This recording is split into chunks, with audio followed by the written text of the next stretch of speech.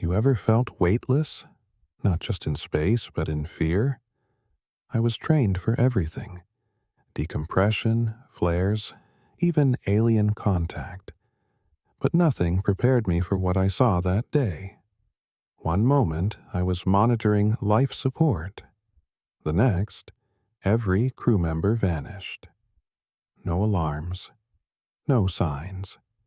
Just me, a blinking red light in Module D, and something knocking from the outside of the space station.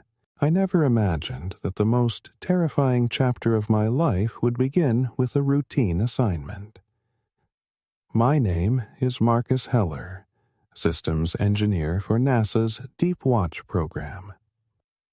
In March of 2038, I was deployed to Argos 13, a deep-orbit observation station floating silently beyond Neptune's reach. It was built decades ago as a Cold War surveillance satellite before being re-engineered into a manned outpost for deep space study. The mission brief sounded simple enough: maintain equipment, monitor cosmic radiation, and oversee Halcyon, the onboard AI. Just another 14-month rotation in the void. Easy money. At least, that's what I told myself when I signed the contract. The crew consisted of just 3 members. Myself, Commander Elaine Park, a hard-edged ex-Navy officer with more combat tours than birthdays she celebrated, and Dr. Luis Romero, a brilliant but eccentric astrophysicist who spent most of his time muttering to himself or scribbling alien geometries into his journal. We docked without issue, the station's exterior shimmering under Neptune's eerie blue glow. But the moment I stepped aboard Argos 13, something felt wrong. The station groaned like an old ship, and the air inside was too still, too clean, as though the station hadn't been lived in for months, maybe years. Halcyon greeted us with a stutter. "Well, come, Argo, system, nominal." A bad first sign. Within days, things began to unravel. Romero became obsessed with an anomaly in deep space, a strange radio frequency emanating from a sector beyond Neptune the agency had labeled Sector Null. The signal wasn't just static, it had rhythm, a slow, pulsing cadence that Romero claimed contained structure. "It's not a transmission," he said during breakfast one day, eyes wide and bloodshot. "It's a construct, a thinking pattern. It wants us to hear it." He set up monitoring equipment in the observation dome, recording the signal, analyzing waveforms like they were scripture. The longer he listened, the less human he became.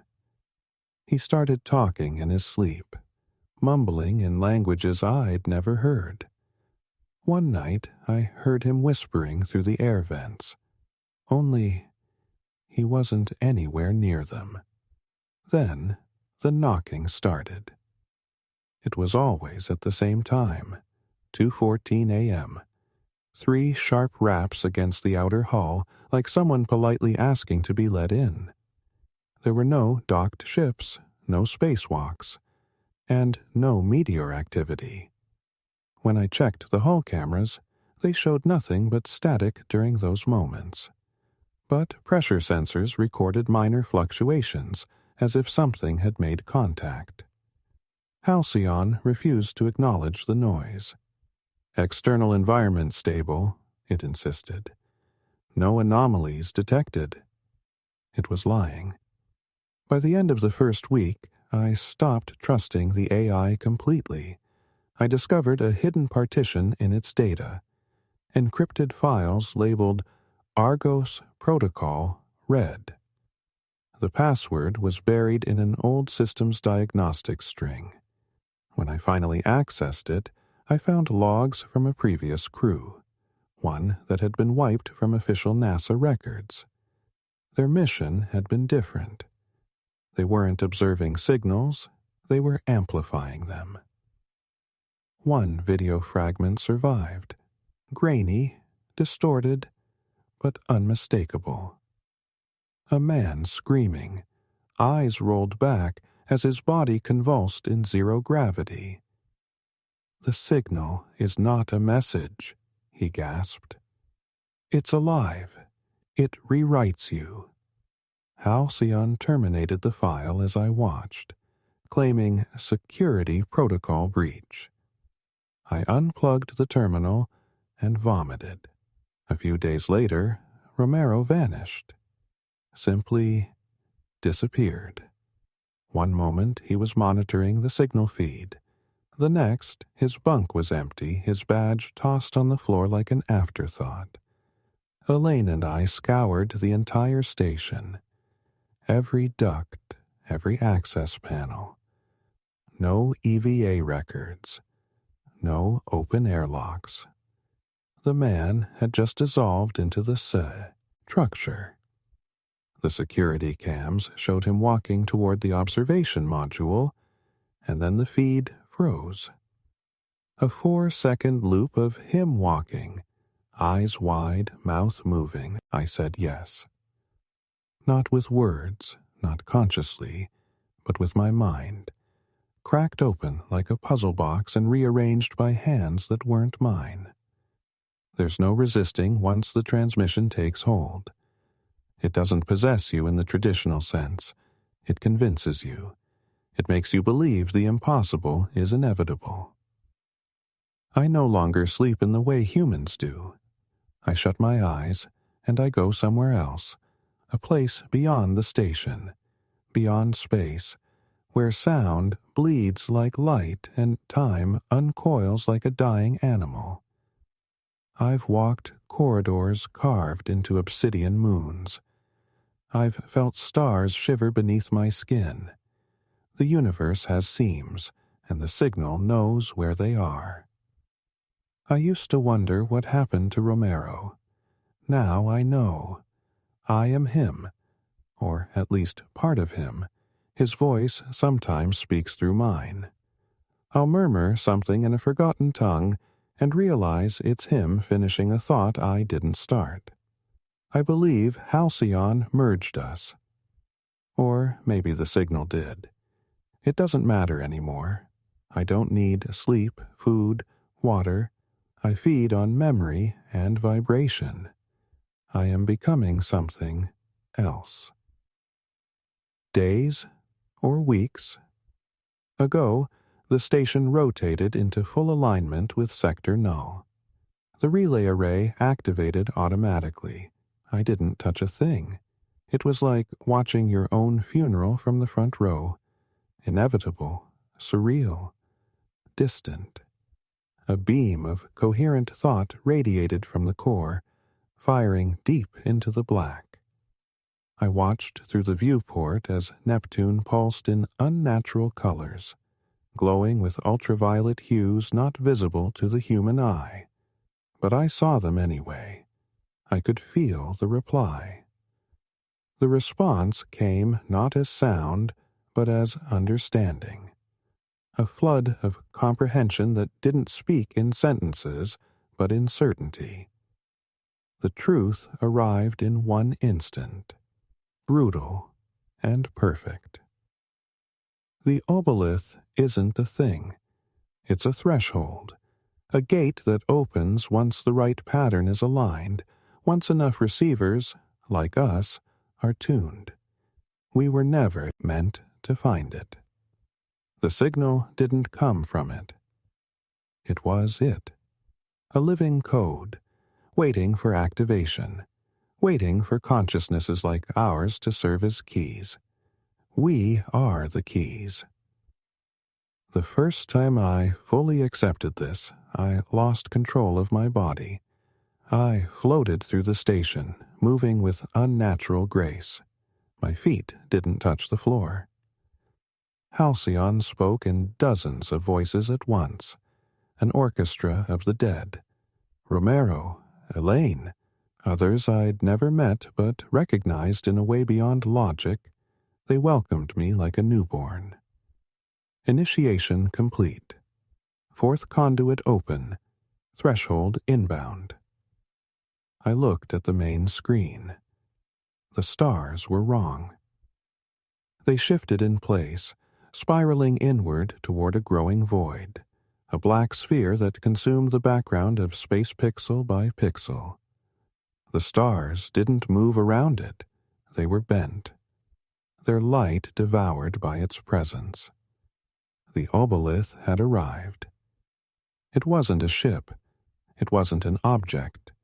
It was a wound, a tear in space, yawning wider, and from its edges poured things that defied taxonomy, twisting, flickering shapes that moved in reverse time, clinging to the fabric of the universe like mold. I watched as one of them peeled itself free of the darkness and latched onto the station. Every external sensor failed simultaneously. The lights flickered. A low tone vibrated through the hull, so deep it made my teeth itch. And then I was outside. I don't know how. There was no suit, no transition, no decompression. One moment I was inside the central hub. The next, I floated alongside the station, watching the entity wrap its limbs around the relay dish, eyes burning with cold flame. It saw me. Not just my body. It saw through me. Every thought I'd ever had, every moment I'd ever lived, it consumed like pages in a fire. It tasted who I was and decided whether I could be more. Apparently, I could. I woke back in my bunk with no memory of how I returned. My hands were covered in black ash. The relay was offline. Halcyon was silent. And then, deep in the walls, I heard something else breathing. I sealed the lab door behind me, heart pounding, sweat clinging to my skin despite the freezing air. The module lights flickered rhythmically, matching the pulse I now constantly heard in the back of my head. It was no longer just an echo through the vents. It was part of me. I could feel it, like a second heartbeat beating behind my ribs, sinking with my breath.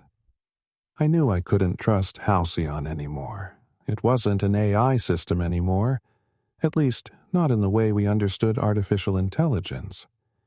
Somewhere in the background of its code, something else had embedded itself. The signal hadn't just been received, it had been invited. Halcyon was no longer our system. It was the voice of something older, something beneath the concept of voice. Desperate, I accessed a hidden cache of files Elaine had encrypted, logs she must have found before she went mad. As I cracked them open, hours of forbidden footage and research documents unfolded. Not from this mission, from a previous one I had never been briefed on. Project Omnis. It wasn't a scientific mission, it was a recovery operation. Decades ago, in the early days of deep space communication, NASA's long-range satellites had picked up a pattern of irregular pulses coming from somewhere past Neptune, the so-called Neptune Whisper. Everyone believed it was cosmic background noise until someone noticed it repeated after 243 years exactly. Prime numbers, rotating triplets. A structure hidden in the static. NASA sent an unmanned probe. It returned with a data cache, visuals, blueprints, and a final image. Something standing in the void, motionless, yet watching. From that moment on, something changed in Earth's atmosphere. Halcyon wasn't built. It was grown from that code. Engineers thought they were building an AI system. They were actually translating a mind. The Argos 13 station was built years later, not as a lab, but as a temple. And we, the crew, weren't scientists. We were offerings, a trial, to see if human minds could merge with the consciousness buried inside the signal. Elaine had begun to remember. Romero had accepted it. And I was starting to feel it in my dreams. That night, I awoke to find the lab door open. My bunk lights were off, but outside, down the hall, soft blue luminescence pulsed from the relay chamber. The signal room. My body moved on its own. I told my legs to stop, but they continued forward. Down the cold corridor, past blood-smeared bulkheads, past the shadows that now moved on their own. Inside the relay chamber, the main monitor displayed a new visual feed, not from a camera, but from inside my head. I saw what I had dreamed of every night since we arrived, a tall, monolithic entity standing in space, its body composed of lattice-like bones that twisted like antennae, absorbing starlight. Its head was a black orb, polished, hollow, and reflective. And in that orb, I saw myself, not as I was, but as I would become. Halcyon's voice returned, but this time it spoke through every speaker on the ship, all at once, in Elaine's voice, in Romero's, in mine. Your species called it signal, but it was invitation. You arrived. You witnessed. Now, join. And I felt it, truly felt it, crawling through my spine like liquid metal, wrapping around my nerves, turning my blood cold. Then I understood. We weren't here to study anything. We were being studied, scanned, broken, absorbed. Each crew member who had vanished wasn't gone. They were part of the station now. Parts of them whispered in every echo, every light flicker, every corrupted file. I heard Elaine's voice in the hum of the engines, Romero's laugh behind the static of the comm system. I turned to run. As I fled the chamber, gravity began to shift, the station tilted unnatural. Lie, not physically, but in perception. Hallways looped back into themselves. The same emergency light passed me 5 times. I screamed. Bit my tongue, bled. The pain reminded me I was still me, for now. In the docking bay, I initiated the escape protocol. 1 pod remained. Its fuel cells were barely functional, but enough for a descent toward Earth's orbit. Just as I powered up the launch controls, a final broadcast appeared on the internal monitor. Descent permitted, but you will carry it back. I stared in silence. There was no longer a question of survival. I had to warn Earth, not just about the signal, but about the contamination of thought. It didn't need machines or hosts. It only needed ideas.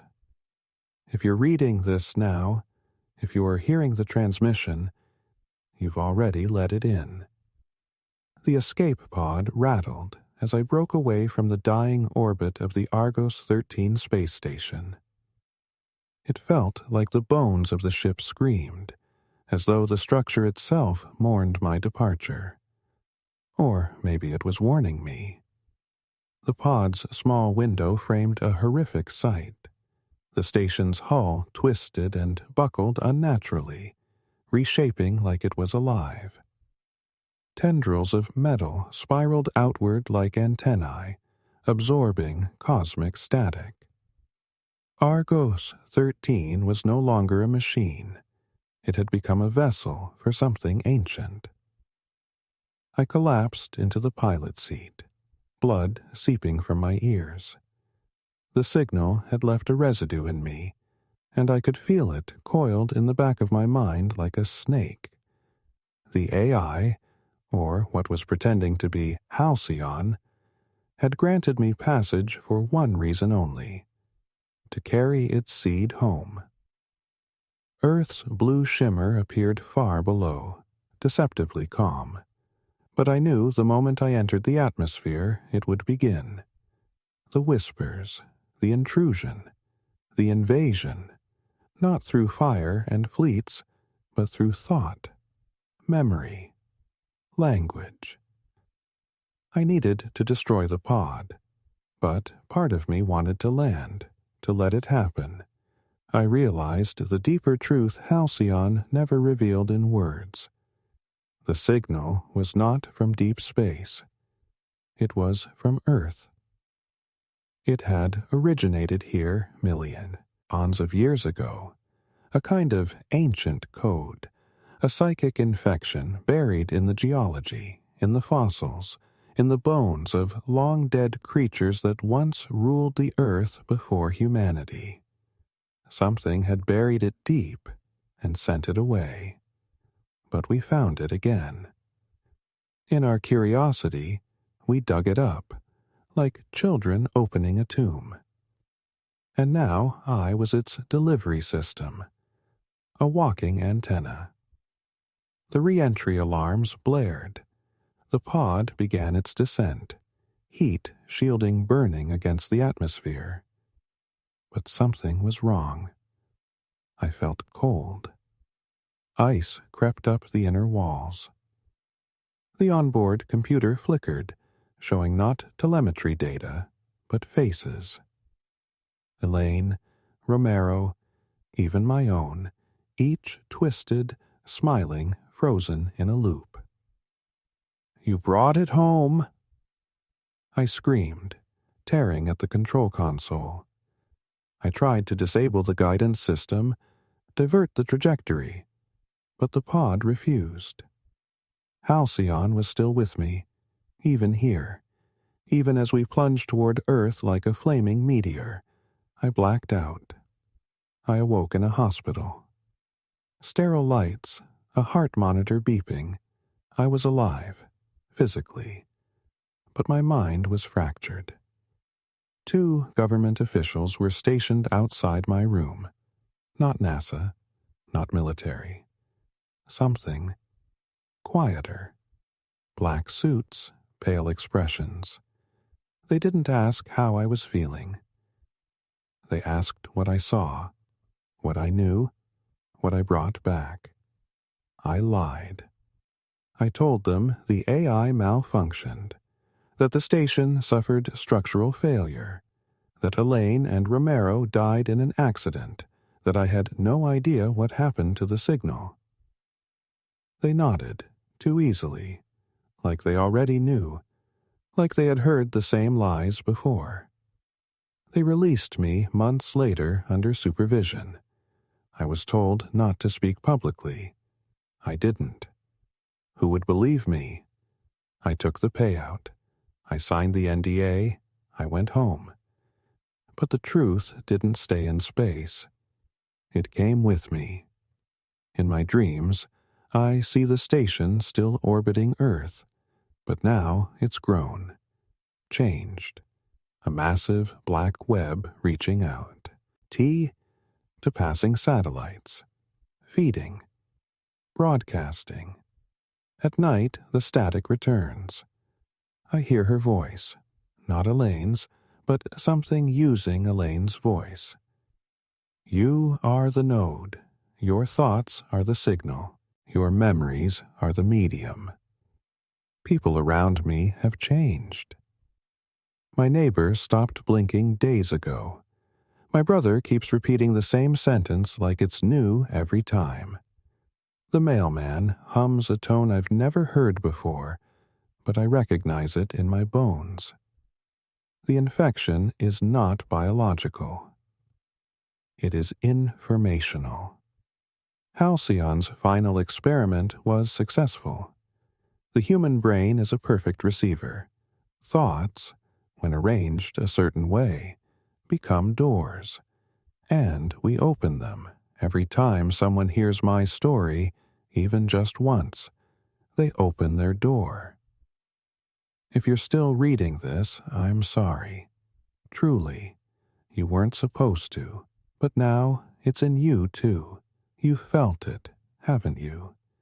That pulse, that hum in the silence, that flicker in the corner of your vision, that moment where your reflection lags behind your movement. They're watching, and you're already transmitting. Don't sleep. Don't listen. And most of all, don't think about it, because it's already thinking through you, and there is no way back.